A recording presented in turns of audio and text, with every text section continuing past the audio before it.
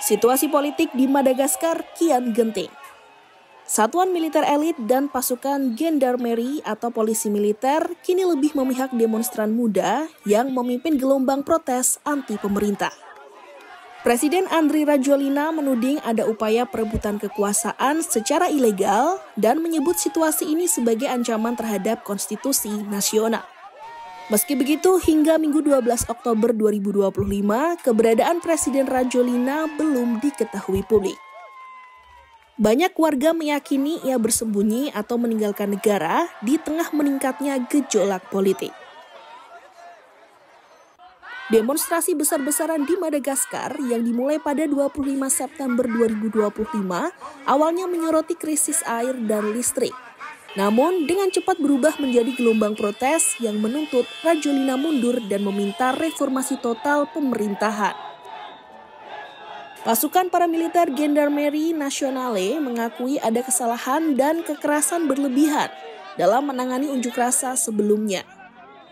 Namun pasukan di bawah Kementerian Pertahanan yang menjaga keamanan dalam negeri dan menegakkan hukum militer sekarang berbalik melindungi peserta unjuk rasa. Satuan Elit Capsat atau pasukan yang dulu mengantarkan Rajoelina berkuasa lewat kudeta 2009 kini menyatakan menolak perintah menembak terhadap pengunjuk rasa.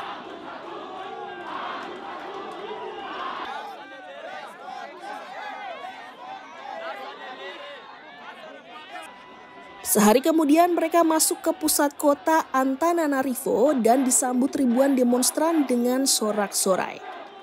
Mereka juga menunjuk Jenderal Demonsthene Pikulas sebagai kepala staf Angkatan Darat yang baru.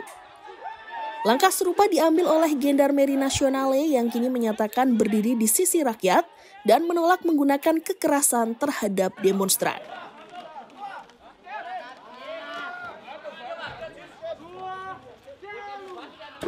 Aksi protes di Madagaskar dipelopori oleh kelompok muda yang menamakan diri Gerakan Gen Z. Mereka menuntut perubahan politik, keadilan sosial, dan transparansi pemerintahan. Semangat mereka terinspirasi dari gerakan serupa di Kenya dan Nepal. Banyak demonstran mengenakan kaos bergambar tengkorak bertopi jerami atau simbol manga One Piece yang kini menjadi ikon perlawanan anak muda lintas negara. Sepanjang jalan utama Madagaskar, Independence Avenue, ribuan orang meneriakkan slogan anti pemerintah. Mereka berkonvoi dengan sepeda motor. Video lokal memperlihatkan puluhan tentara meninggalkan barak untuk mengawal massa menuju lapangan 13 Mei. Kini, dengan militer yang membelot dan rakyat muda yang menuntut perubahan, Madagaskar berada di persimpangan antara reformasi dan kekacauan politik.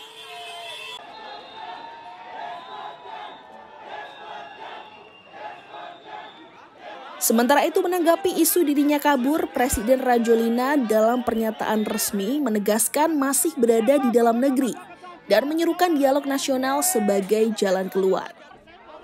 Namun hingga kini belum ada bukti visual yang menunjukkan keberadaannya.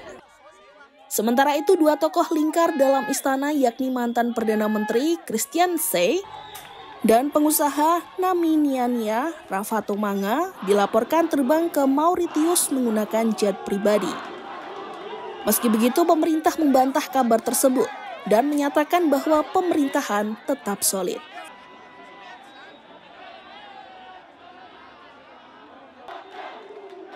Sejak protes dimulai, PBB melaporkan sedikitnya 22 orang tewas.